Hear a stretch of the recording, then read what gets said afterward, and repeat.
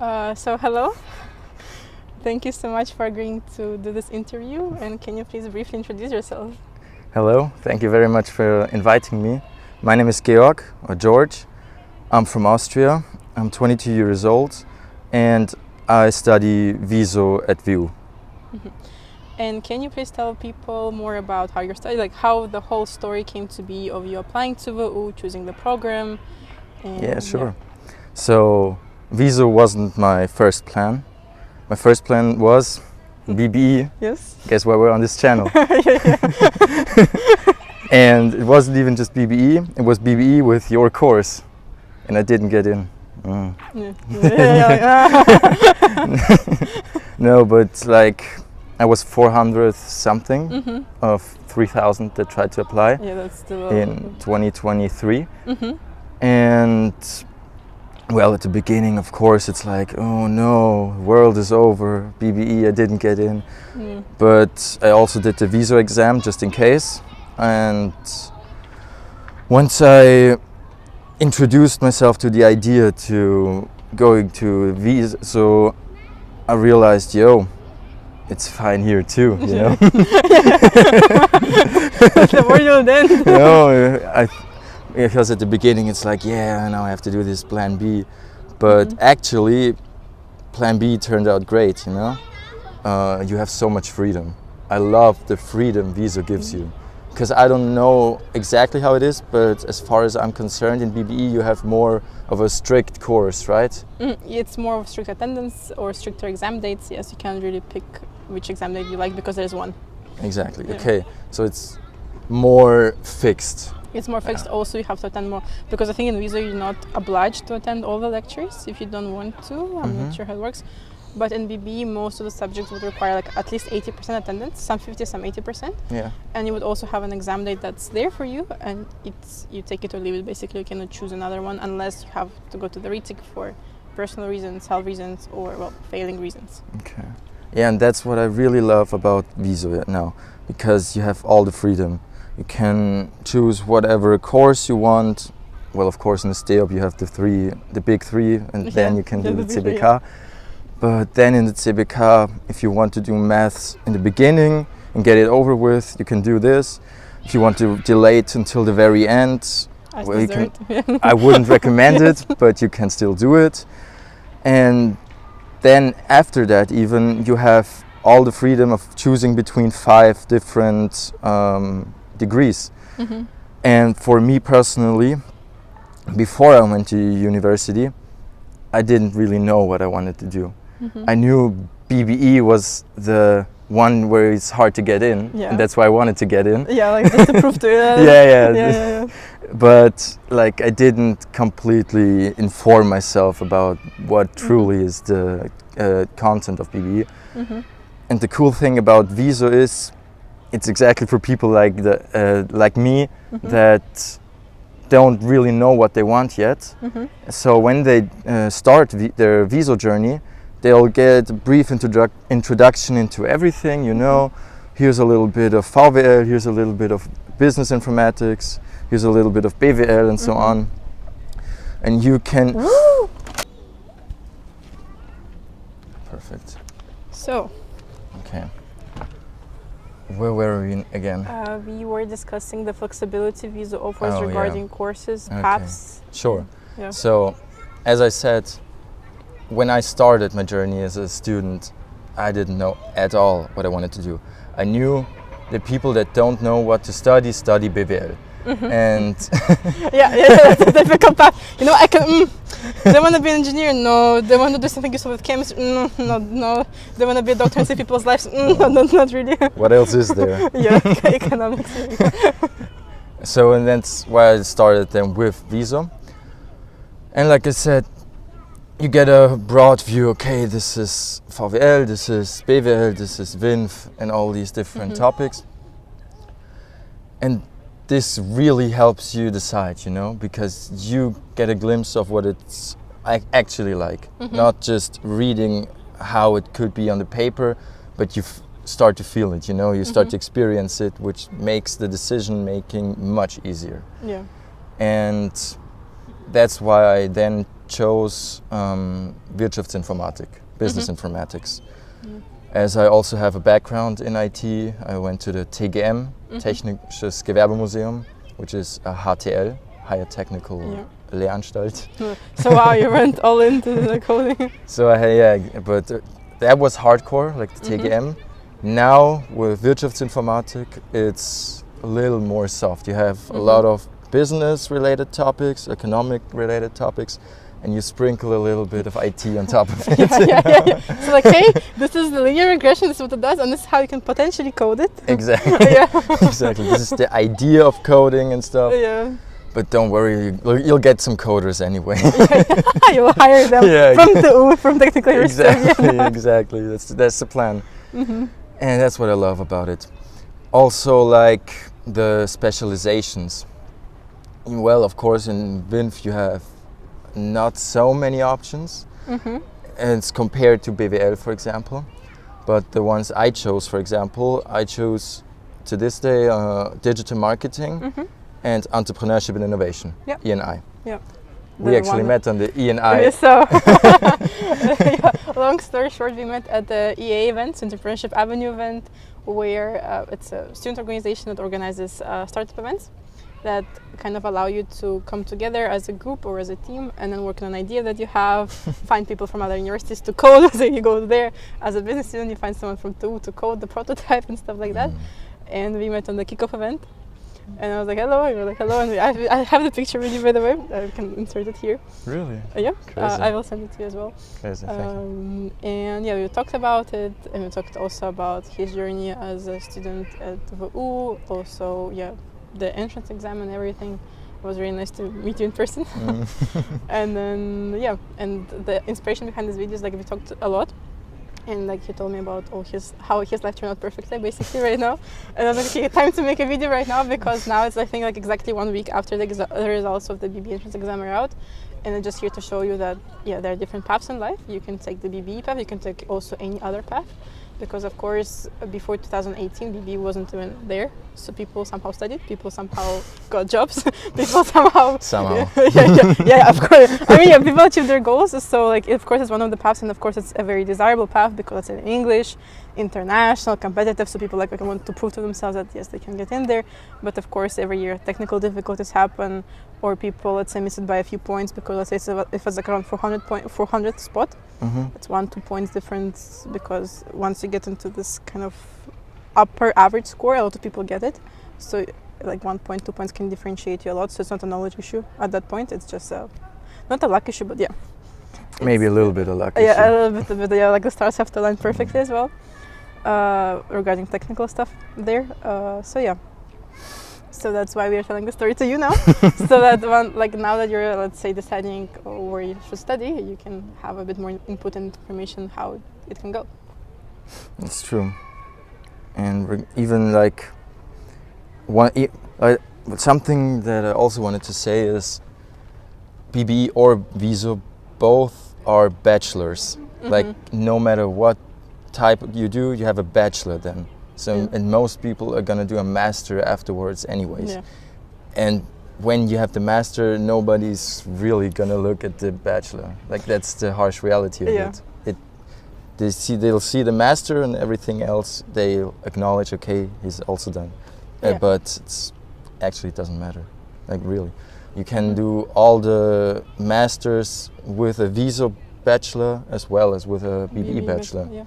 So still every single option that you wanted to achieve with BBE is possible with WiSo. Maybe you just have to do an extra English language proof, but that's... maybe but you can, like there's also like a lot of international courses in WiSo. Like you can do almost all the courses in English, apart from the STEOP, which takes some people out, except especially the EUR.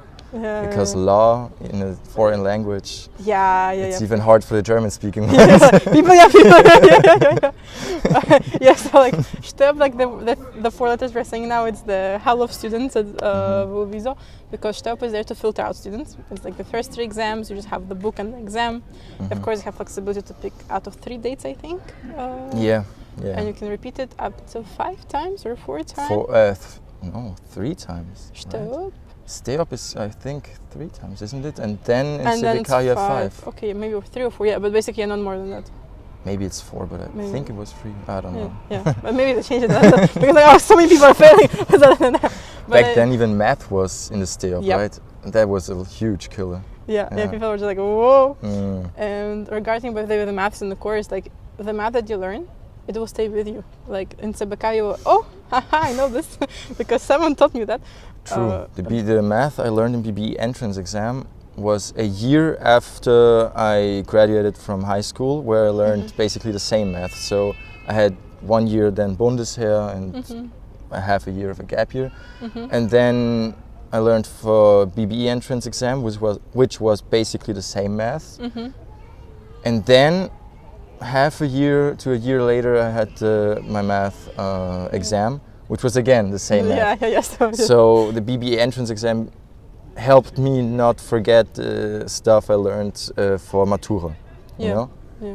So it helped lock in a couple of the principles. Of course, you're gonna forget some stuff as well. Still, but like it was like more or less fresh in your head. Yeah, like, exactly. Like yeah, I remember this. Like I had to learn this and this and that. So anything that you learn now for BBE, be it by yourself or be it with, let's say my course, for example, you will use it in the studies. Like also be like. Also the book, for example, the because the economics book is basically VWL and BWL crammed into 60 pages. Little summary. And also, but now for WiSo you have a special book. Now they give you, yes, because now they changed the exam in 2024 to closed book multiple choice format. Hello, hello. And now it's very similar to the BBE one as well, and you have 100 pages. That you have to study, and that's basically ZUWi as well, like the Zukunftswirtschaft that you have now in STEOP. So basically the sustainability economics, I'm not sure how to translate that, like the future of economics. It's also part of the book, so anything you learn now will end up helping you in one way or another in your uni courses later. Maybe it be it math, be it econ. So yeah. Don't worry, like nothing goes in the way. Like maybe you're like, oh, why did I learn all this stuff? Oh no, like where I'm gonna use it? You're gonna use it, but it's just like in a year time or maybe in a semester time. And you practice learning. Yeah. Because a lot of people, even after graduating high school, they haven't really learned how to learn. You know, they learned how to pass school, which is something different. And they maybe like read through the stuff. And then we're like, okay, should be fine for the Schularbeit, which is called in Austria. The thing, though, is you need a longer attention span for university. And learning for the BBE entrance exam is basically also like your a welcoming way of finding out what studying for university is like, you know, before you even started. So, for example, if you learn for the BBE entrance exam and you realize this is really not something for me, I really don't like sitting for hours and learning, well, that's basically what you're gonna that's when you're gonna sign up for the next years. Yeah, 3 years of this basically, but just also with other subjects.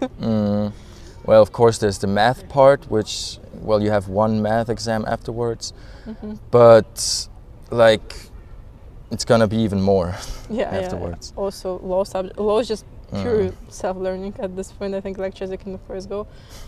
So basically the way university is here, especially in Europe, what I really like is like it's a freedom approach. You can, I mean, of course you have to go to some lectures. That's why you apply to university in the first place. but it's up to you if you want to pass the course, if you want to fail it, if you don't want to put any effort. It's gonna show in your grades. It's gonna be a direct reflection of what you're studying. And if you don't have self-discipline, or you're not used to, let's say, okay, so Monday 3-4 hours I dedicate to this, on Tuesday I dedicate 2 hours to this, and so if you cannot do that for the entrance exam, also during the studies it's gonna hit you. You're gonna realize that you're gonna have to do this every day, because you don't have that many lectures during the uni. It's not like 9 to 5. It's much less than that, but it's an illusion of free time. like oh, I have so much free time. No, you don't. You have exams to study for. end there unless you learn how to optimize somehow your schedule to fit the studies, even though you want to do all the other fun stuff that's there, all the events, cocktail stands, fritter stands that are held right in front of the library, the teaching center building. You will not, unfortunately, get nice grades, so you'll struggle to pass. Well, especially at the beginning. Like at the beginning, you really have to sit down and learn. Like for the STEOP, for the first couple CBKs, you really just sit down, learn the stuff, go through it. Afterwards, like already in some CBK courses, and especially like then with the SBWLs and the Hauptuni stuff, they start a different approach where it's more lecture-based, more weekly assignment-based. So you do some stuff either in a group or a presentation or some bonus points during the lecture. And through these projects, through these assignments, you gather points which then make your life easier regarding the last exam from this course. For example, digital marketing. We had some group projects and the digital marketing challenge and presentations, homeworks, and little quizzes. But we gathered points, and through that we then only had to get, I don't know, something like that. You have a 60-point test, and you only need like 10 to 20 points from it to pass. Yeah. So in the beginning, STEOP very, very hard because you have everything is based, the whole grade on one exam. After that, it gets easier, and that's the thing that I love about the WU, because I don't know, because I don't study BBE or use or medicine. Yeah. I know, especially from use and medicine, that they have to learn really hard for the whole process. Yeah. Like they have to learn for months for one exam. The problem is that I see with people that study that, they don't have so much free time anymore. Yeah. And here's the thing, when you learn how to be an entrepreneur all the time, like in WU, then you have a lot of free time because WU offers you this free time. There's two options. There's either you try to use the knowledge of how to become an entrepreneur in your free time, or you go to every Spritzerstand. Yeah, that's a trade-off. Yeah. So, because for example, Spritzerstand, in the beginning it was like, oh, crazy, but then after a while it's always the same. I don't go at this point. Like maybe if I'm passing by, yes, but intentionally I don't anymore, because at this point.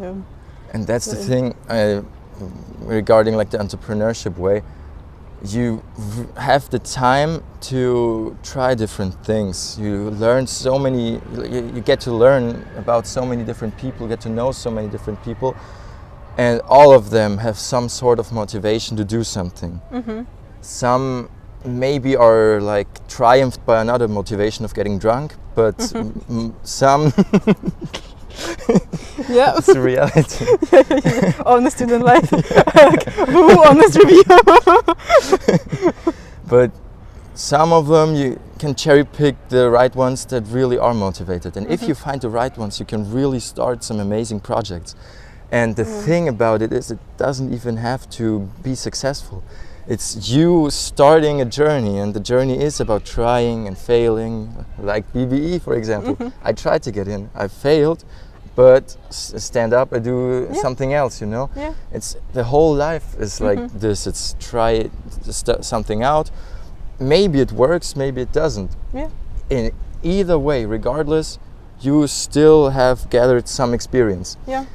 And especially in Austria, people love when you have experience. Oh yes. They love it. In workplaces as well. Yeah, in workplaces. So for example, if you do a little project with someone, try to get some piece of paper that tells yeah, he really has done something in this Oh project. yeah, it's your story. So basically what I do is like I do a lot of different projects with different people and big corporations and startups and with friends, but also with like colleagues, just to gather experience. Like I actually do the stuff, I don't just fake it, I really do it. And then I get myself a piece of paper that says I did this. And then you collect them like Pokemon cards, you know? You don't exchange them with each other, just true, that's that's on your the next LinkedIn. step. And then you have university. And apart from university, because a lot of people have university, you know? You also slide in these experience papers and it's like, ooh, damn, this guy really knows his stuff. And that's the thing why I love WU, because it provides you with this opportunity. It gives you the time to think about what you really want to do with your life, and you can reflect, you can build. They even have like what's it called? The Gründungszentrum? Entrepreneurship Center. Yeah, exactly. I mean, personally, I've never been there. Yeah, I've been there once for the EA. But it exists for the people that want to be there, you know? It is there. You just streamline the process, like, yeah, I'm just going to do it myself. So there's like the Changemaker program, and like there's a lot of ways at WU to start your journey if you don't know where to start. But regardless of if you want to start at WU or somewhere else, just start thinking about it, you know? Most people don't even think about it. And with the first thought about it pops off, they try to distract themselves with something else. Splitterstand of Hoga. But it's really, it could have been like, in my point of view, if you already have so much free time as a student, try to use it. Really. And get yourself some internships, get yourself some voluntary work, even like some sports, go to the gym, I don't know. It's like just do something. And I don't know, with BBE, because now it's getting very philosophical, do you have like so much free time? We also do quite a lot, Yeah. But so it depends on the semester you're in. I also think with WiSo it's the same. Let's say when specializations hit, it gets a bit busier. But so with BBE, like the STEOP courses, the introduction orientation phase courses are relatively easy. Like I haven't seen people not pass them. So like the beginning is just repetition of the book that they provide with some new additional information. So I think it's compared to WiSo, it's a bit it's more competitive to get in, but the beginning of it is easier. But with WiSo it's easier to get in because you have more places, but they filter out a bit more at the beginning because of that. But then afterwards, in the main phase, it's very similar difficulty-wise. Some people say some courses are easier, some are more difficult. And you do have free time. I did have free time, and basically that's how I started the teaching thingy. In the second semester, I was like, okay, time to utilize this free time. Also, we had COVID during that time, so I was like, okay, time to utilize even more free time that we have, because you don't have to go to campus, it's all online. Imagine getting into WU BBE and just having I think 3 online semesters. I was like, great, that's what I'm here for, and that's what you studied for. And that's another story for another day. But yes, so you do have free time. You have a bit less because there's attendance requirements and the exams are fixed. Because once I took, also another story, specializations you can take, people from WiSo can take BBE you can also make your studies in English, part of them, because you're allowed to mix and match courses that are offered for BBE students and to WiSo students. Let's say we can take your free electives, you can take our free electives. I think you can take our specializations, I'm not sure if we can take the German ones. But basically it works out that you get mixed and matched during your studies in closer to the second year. So let's say when we did the specializations, I guess you have maybe 10 BBE students and the rest are WiSo students. So also E and I think you noticed it's a mixture of both, both worlds.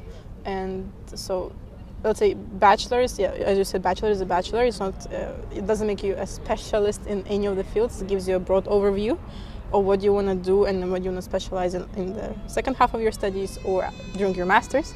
So the main courses you pass either way, in English or German. Of course, if you're a native German speaker, it's a bit easier for you to pass the German courses in German.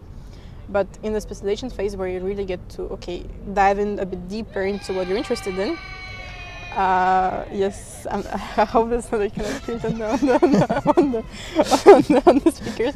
Because we're in the park and there are some people shouting. Yeah, a little kid is very unhappy right now. Yeah, he's like, oh, I'm going to go to study economics when I grow up. All the econometric models. Oh no. Linear regression was that. Hypothesis testing, please mommy pick me up. That is something that I thought about. In BBE you have a lot of statistics, right? Yes, you have a lot of. So yes, in WiSo, unless you choose maths, it won't be there. It's going to be there once, and it's going to be rather okay. Mm-hmm. In BBE, if there is no this choice, you have maths for the first 3 semesters, mandatory, and you have coding, mandatory. You cannot escape it. Crazy. So you have to put like in R, and like in R studio, you have to code, you have to do the case studies, and even if you don't want to, you have to. And in WiSo, I think unless you choose a data science path, you don't have any coding. Mm-hmm. Exactly. Yeah, when you go WINF, business Informatics, informatics, then you have some coding, and if you go with, for example, the digital marketing SPVL, you also have coding in R and hypothesis testing and everything. Yeah. But the thing is, when I had like statistic, the course itself, it's fine. But like digital marketing and R and everything, I was so happy once that was over. You know. And then when I realized that BBE has this like through the whole course, like hardcore maths, hardcore statistics, I was like, damn, I'm so happy.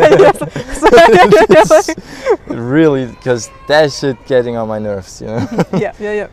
In WiSo, it's more about, talk a lot about concepts, for example, about ideas, about the globalization and some ways how to change an ever globalizing world without like disrupting the nature and everything. You know, we talk about concepts a lot. I like that. Yeah.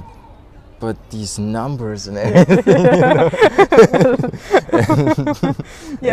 all this t-test and A/B testing and everything. Yeah, ANOVA as well. This is the stuff where I'm like, nah, I'm good, you know. I pass it. I kind of know the concept of it, but please keep me out of it. ChatGPT can code it for me in 5 seconds. Exactly. I have a piece of paper that says I can do it. Yeah. Like a collective, but I'd rather not. Yeah. Because that's what a lot of students struggle with. Let's say if you get in, let's say, and you start the BBE journey, you're like, okay, perfect, economics and business. No. So when you have the word economics anywhere, you're going to have mathematics. For the macroeconomics, you will have it. For accounting, you will have it. For coding and like for the quantitative methods subjects, you will have it. So just get ready. In WiSo, I don't think it's that heavy on maths, but BBE, get ready. You will have quite a few computing subjects, even if they don't sound like it yet. They will be. Like once you look at the curriculum, oh, this sounds nice. There is probably some mathematics included there. So yes, and some coding, and people are surprised because, you know, like if you don't have any coding background, you're screwed. Like you're lucky if your group project has someone who had coding before, so because some people have a technical background. But if you don't have that person, checking your code, you still have ChatGPT, right? Yes, but now yes, but before we didn't. We had Stack Overflow. We had like replies that you could copy and paste and try to adapt them. Because in my year, I remember we had to do like a little Christmas. We had to code a little Christmas tree, so the code draws the Christmas tree with little decorations, and that was like such a pain. And like unless you found out there's a special concept called like the little leaf thingy, you would there would be no program that automates it. But now it's easier. But ChatGPT as a teacher, it kind of breaks my heart a bit because some people overuse it. Of course, for coding, it's great if you know what you're doing. You just double check what it does. But if it's for like more basic homework, please try to think first and then use it. Because if you just use it without thinking first, it I think takes away the ability to think on your own and to learn from it. To make mistakes. Yeah. Uni is a lot about making mistakes. Yeah, because you remember them very, like the mistakes that you make in uni. Like, oh, I should have put this answer in this. You learn from them like exponentially. Funny enough, not only the mistakes you made in a curricular way, also like the mistakes you made with the people there, you know? Yeah. And like talking with people and then saying something dumb, and then it's like in the beginning you're like, oh no, like my world is over, I completely messed up, I embarrassed myself in front of the group and stuff. But the thing is, nobody cares. People care about themselves too much to remember what you said 5 years ago. Exactly.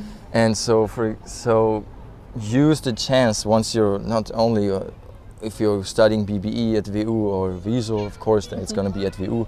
But also if you study use, but then you probably wouldn't watch this video. But like no matter where you study, talk to the people, you know, get the social skills going, you know. At the beginning of the studies, I was a social wreck, you know. Were you introverted? Completely, because I was coming from a tech school, you know. Everyone was introverted. That's where introverts go. Exactly. And then I came here and it was like I just started approaching people, talk to them, and in the beginning it was like harsh because you're like really stiff and don't know what to say, completely embarrass yourself in front of people. But then over time, you start to don't care anymore, you know, just don't care, and it becomes normal. And once it becomes normal, people don't even see it as weird when you talk to them because it's just such a normal thing for you to do. It's in your flow. People only start acting weird because you're acting weird from being shy, you know. And that's the thing. Apart from your studies if you study BBE or WiSo, try to connect with people. Try to talk to as many people as you can. Give people compliments when they have nice shoes. Say it. They will be happy and you will be happy because you will get the positive energy from them. And all of this, like the social and the curricular and the projects and, you know, the going to the gym, the everything you do, it will help you so much in your career. Because one side is the studying and the actually knowing your stuff. The other side is knowing how to present yourself. If you don't know how to present yourself, there will be people that know less than you but can present themselves better than you that will get the opportunity that you wanted to have. It's during an interview. Exactly. So really I can't put too much weight on this point. Get your social skills going. This is a free trial and error. For 3 years. I mean, you pay like 20 euros per semester, so. Yeah, okay, true. It's it's okay, for years. 20 bucks you can get it. No, really, this is really a chance for you to grow as a person just through talking to people. And this is even what I think helped me more through my personal life than even like the curricular stuff. Of course, that's important, everything.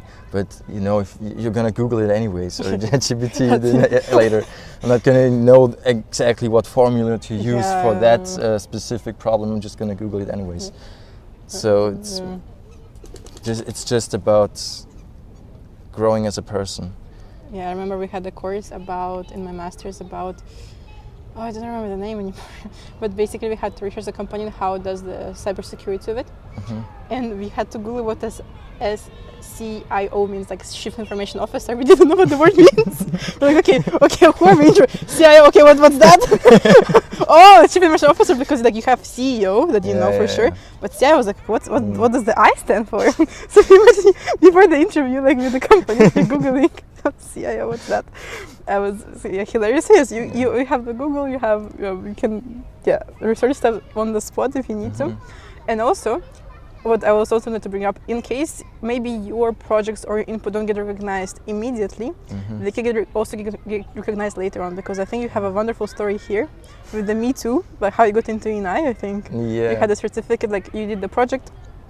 With the Bundesheer, right? Yeah, so I was like between graduating from TGM and going to WiSo. I was at the Austrian Bundesheer, and I helped program and develop an escape room that's now used and shown at, for example, the Donauinselfest or different festivals where the Bundesheer takes place too. And it's a huge success. They love it. And like I said, I got a piece of paper that tells that I did this. And with this piece of paper, as long as with my other piece of paper from the law firm I work in right now, I applied for E&I. You know? And the thing about E&I is, it's 40 people per semester come in through grades, because they're actually just amazing from their grade book. Yeah. And then there's 20 people that come in from, like, that get in from other, other ways. Skills, other like basic skills, exactly, yeah, skills is the word. And these skills are exactly what I told you about, trying different stuff out, you know, an internship here, a startup there, maybe, you know, it doesn't even have to be like this. It could also be you helping a friend in a Sportverein, you know, in a sports club, and you're helping out and doing all the organizational stuff for this. It doesn't matter. It's just about you doing stuff. You know, entrepreneurship and innovation. Yeah. Entrepreneurship means trying out stuff, doing stuff, finding creative ways to solve problems. And how do you find creative ways to solve problems? Well, by trying it out, you know.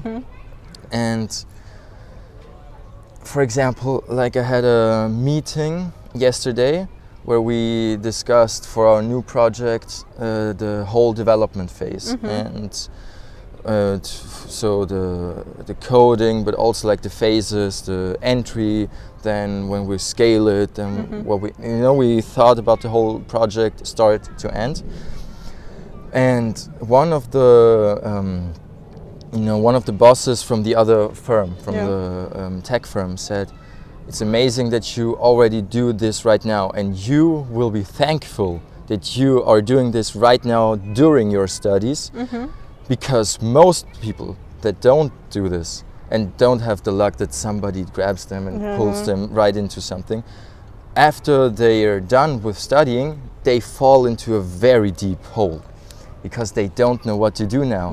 They've been used to studying their whole life, not just to. That's why you get a master's. You know, they get they're just used to studying. They don't know what else to do. And when you have a whole process of self-reflection and finding out who you really are, trying stuff out, but by then you're already like 27, and the people, like I'm 22 now, and the people that started like the uni at the same age and already did this stuff, while you're 27 and thinking about what to do right now, they're 27 and thinking about should we buy this business, should we start this right now, should we invest here, because they're not because they're better, but because they're at a different stage. They already have years of experience, because most people think, okay, I study, maybe I do an internship here and there, or like a small student job, and it's fine. You know, but they don't even think about if there is more to life. You know, they don't even try to expand their mind a little bit, and that's like one of the most important things to do in your 20s. Think about what you really want to do and then do it while you're studying, because you have all the time and no responsibilities. You can basically you can try this out, this can fail, this can succeed, this can fail, and you try. And if everything fails, you're still a student. You're still studying. You still have nothing to lose. You know, you have most people have their parents, and or your friends and stuff. You still have something. It's not all or nothing, as I'm trying to say. It's not you only have this one option, and if it fails, you're done completely for the rest of your life. No, you have WU, and then you have stuff to try out, you know. And when you're done with WU, you're already so programmed into this trying out different stuff. It's normal, you know. It's for you. It's like, oh, thank God, now I have so much time. Now I can do this, this, and so much more. And this is what I really try to emphasize. Really try stuff out. Do it. Don't think about it. Do it. And maybe you like it. Maybe you don't. Either way, you tried it. You know. And don't be afraid of redirection. Yeah, don't be afraid of redirection, don't be afraid of rejection, don't be afraid of people laughing at you for your idea. It's them that are furious because they didn't do what you're doing right now, you know, and then they try to put their anger into like belittling your idea and your vision. But that's them, that's not you. Yeah, exactly. And yeah, I love our philosophy. Not the motivational talk, this turned into like a business podcast. But yeah, like the main idea here is that let's say if you took so for example, most people watching would be around out of high school, more or less, 1 year out, recently out, and so you took on the challenge of an entrance exam, let's say be it BBE or be it WiSo or be it any other entrance exam to any other university, maybe I don't know, you took med-at, I'm not sure, like if some medicine students are here, subscribe, follow.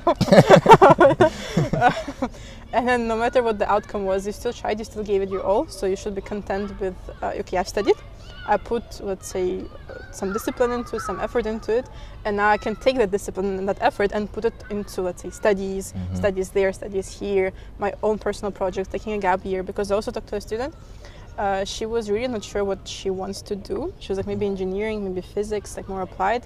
And I was like, yeah, that makes sense for you to maybe take a gap year now, reflect a bit on what you want, because let's say before you commit to, let's say, a 3-year study program, it's nice to find out if you really would be into it. Of course, you can drop out at any point.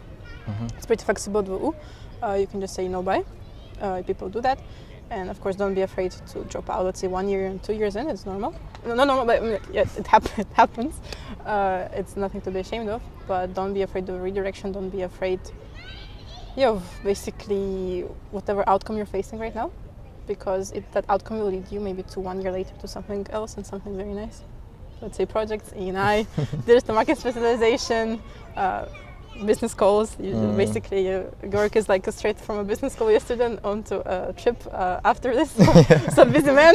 Right after this, I'm going on a road trip through the US for 1 month. Yeah. And then we're gonna do a whole lot of reflecting on the business we're just doing right now. Yeah. And then afterwards, we're gonna start really through. Yeah. So life. It turned out great, I would say.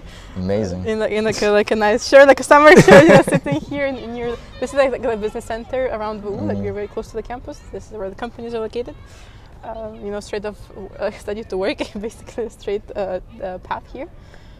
So yeah, what would be like your last tips, or like what would be your advice to yourself back then when you were just starting the application journey, or when you actually, yeah, of course. What would be advice back then when you just started your application journey, and once you found out the outcome, and once you started the studies? You mean? What would you tell to yourself? Once I found out I didn't get into BBE. Yeah, like around that time, let's say when you applied, didn't get in, got into WiSo, started like this beginning of your study time. Don't put too much pressure on yourself, you know? Do your stuff and it'll all turn out great, but don't pressure yourself way too much. Because at the very beginning, like I heard from every direction, yeah, uni is different than school. Now it's going real hard. And I was really like, not scared, but I really was like full of pressure.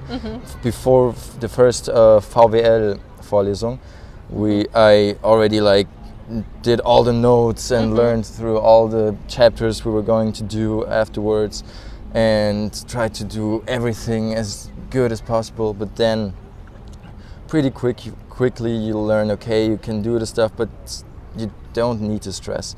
And when I talk to people at WU, I feel like they're always in such a hurry. Yeah. Like everything, now I need to do this, and then I need to do this exam, and I have to do this project, right? You know, they're all panicking, and I'm like, dude, relax. Everything's fine. Yeah. You know, it's about, so what the advice I would give is, take it serious, but don't take it too serious. It's part of your life, but it's not your life. Exactly. Yeah, that's a great saying. So on this note, thank you all for listening. Thank you all for watching. Feel free to leave a comment, like this video, subscribe. Thank you so much for your time again. Thanks for having me. Yeah, and then see ya. Bye bye. Ciao, ciao.